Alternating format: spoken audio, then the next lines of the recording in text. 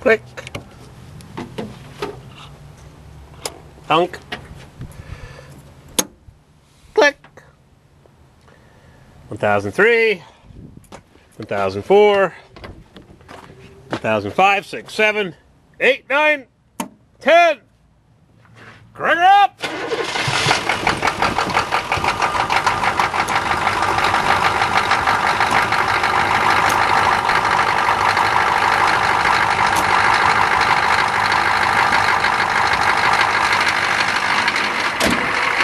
Yeah, baby.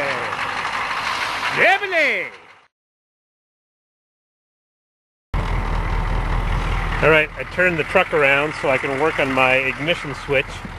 If that's the problem, it's up there somewhere. And watch this.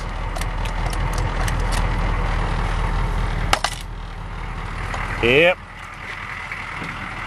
Can't turn it off. Let's get some alternator. Come on, camera, adjust.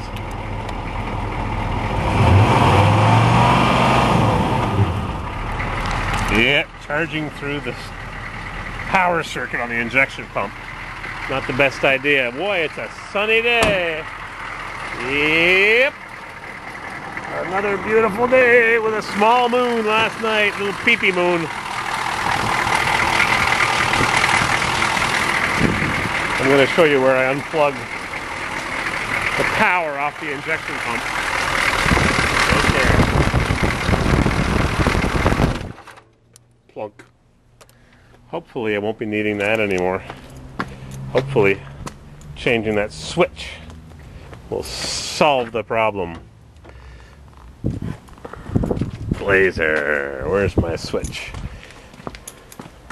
Where's my starter bracket reinforcement? I looked here yesterday, I poked around.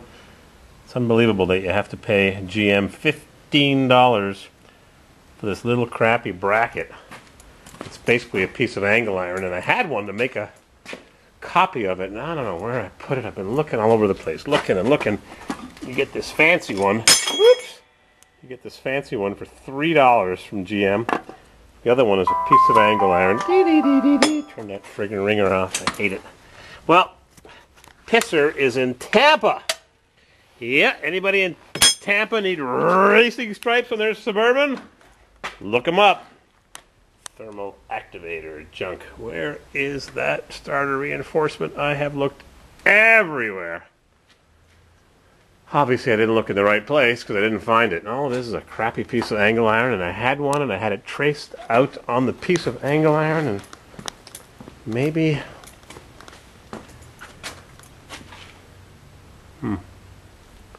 where's the piece of angle iron that I had it traced onto? It's around here somewhere. My pile of crap. Starter. Who needed a starter? Was it Cat Corner needed a starter? I said I would get him one and forgot about it. It should be here. This is where I keep some of my starter stuff. I don't know. Piles of junk. Piles of junk. It's cold last night. It was well below freezing. Freezing. Yep.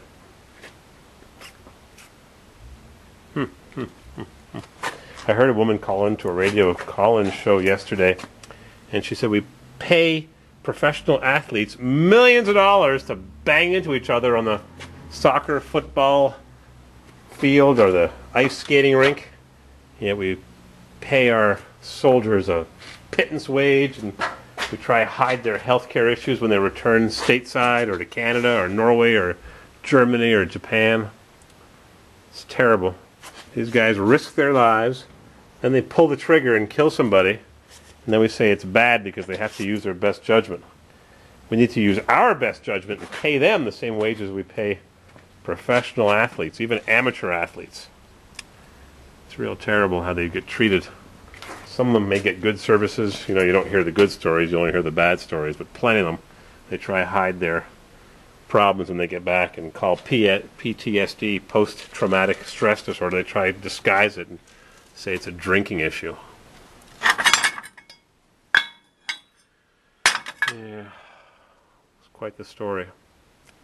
This woman called in and made a good comment. We take advantage of these youngsters, send them off to war, and then expect them to integrate, make them drive far for services. People fool them with mortgage services, their wives or girlfriends or boyfriends or husbands, living without them, raising small children, because they're all young, these fellows that go off to war, the vast majority. Somewhere that bracket is just sitting here. I keep turning over the same stuff. I should just sweep this all onto the floor, into that wheelbarrow right there. Start fresh. I'd fill it up in no time. I'm just a junk collector. Nothing ever changes. Junk collectors collect junk, so here it is.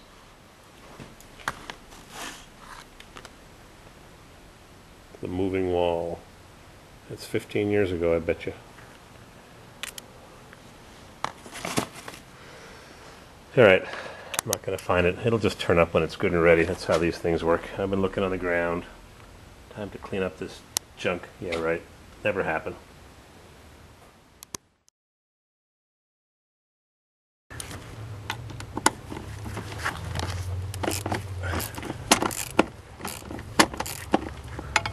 Oh yeah.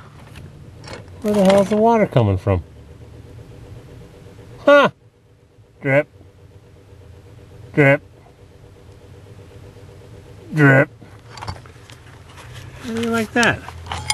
Got water behind my steering column to firewall plate. I gotta undo this so I can drop the steering column. So I can change my ignition switch. Not my key lock switch, but my ignition switch. I bet you didn't know that there was two parts to that. Drip, drip. My truck is rusting away, huh?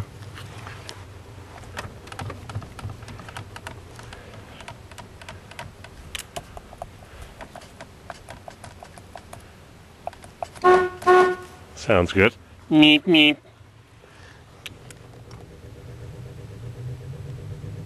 Ah. Junk. Got any money underneath the seat? Like in the other Suburban? Garbage. Crackers. Getting rusty. Maybe I'll bring this one to Pisser, sandblast it, and have him rotted. Look at that. Rust hole. See it? Have him throw a coat of paint on this one. It's getting kind of slimy. Rusted.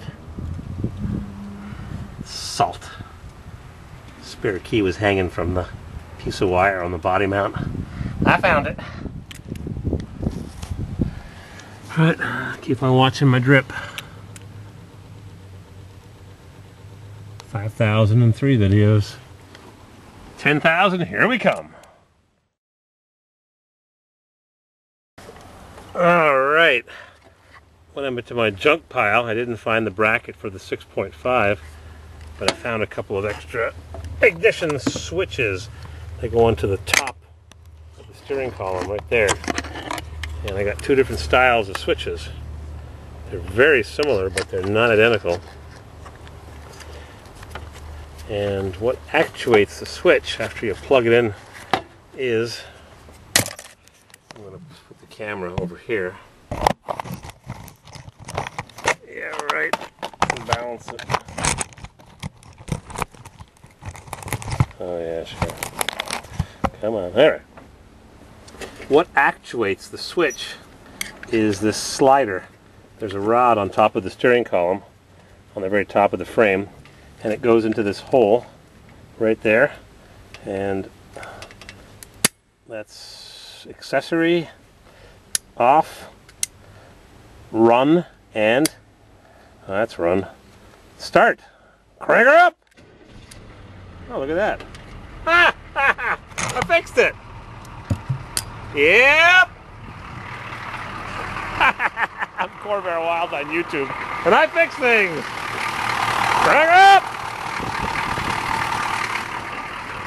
That's all it was a crappy $10 switch. Now I gotta turn this thing off.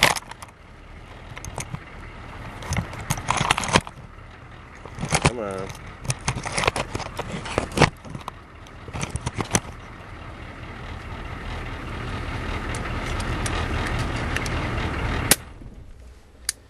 There. Now let's just make sure that I didn't have the wire hooked up to the battery. Uh-oh. Oh no, I disconnected it over there at that end. Yep. Thought I fooled myself. Cheater, cheater, cheater.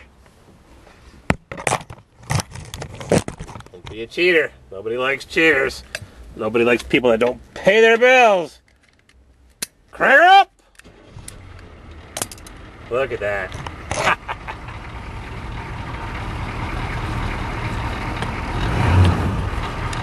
I made sure to have the emergency brake set because when you pull down the steering column, it's very likely you could put it into reverse by mistake without even realizing it, because the column is now flopping around. And I'm going to turn it off. Yep, no problemo. Luckily I have lots of spare parts. I'll show you where they were. Everybody laughs at my piles of junk. I am not a hoarder. I'm not a drunk. Yeah, right. Where was it? Let's see, I had a couple over here. And I had one over here on the steering column that I removed from a van years ago. One over there on a steering column I found in the garbage. Another one here on a steering column somebody gave me.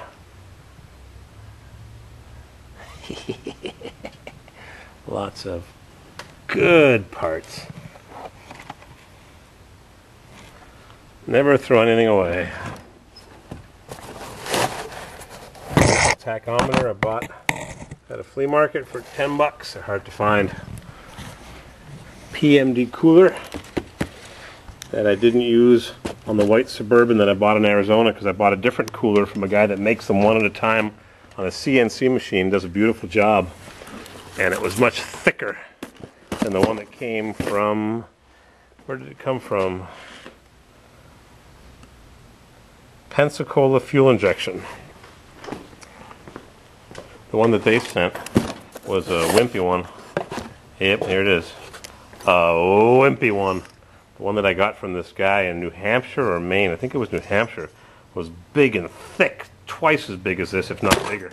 So I used it.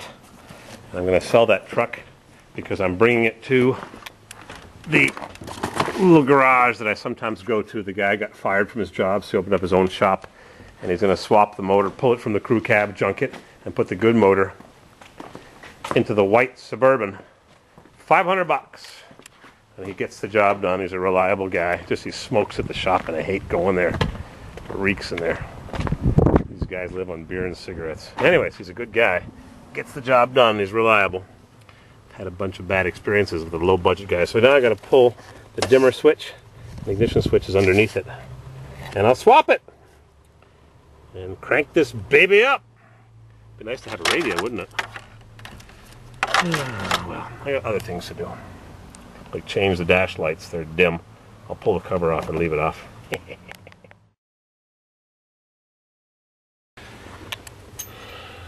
Alright, one tiny bolt, 5/16, 8 millimeters, and one tiny nut, 10 millimeters. So off comes the dimmer switch, and underneath it is a stud nut. Right there. I'll take that off, and off comes a switch, and then I'll open it up, dissect it, and see why it failed. I just crunched something. What did I just crunch? I hate to work at a dealership with people's vehicles. I used to run my own repair shop years and years and years and years and years and years ago. And once in a while you bump into somebody's car, or go on an errand, you take it around the block, and something you put in the trunk rolls around and dents the side of the trunk. The car's probably been scrapped, so they'll never notice the dents now.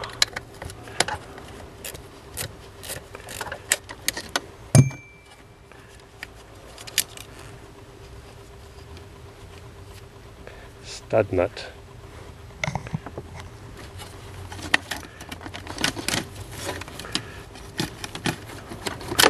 There it is.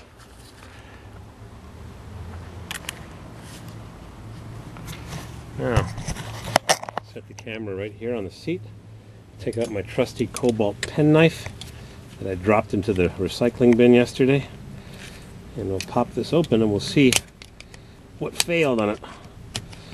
Crazy how many things go wrong with this Blazer. It's got 135,000 miles, 200,000 kilometers, a little bit more. You'd think a low mileage vehicle would give less trouble, but no, it's junk. Uh-oh, I opened it up the wrong way. All little pieces fell out. Oops.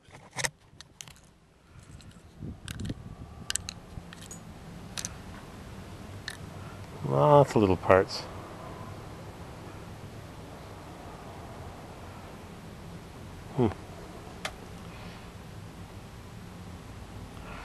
Lots of little chunks. Yikes. I'm not good at small parts.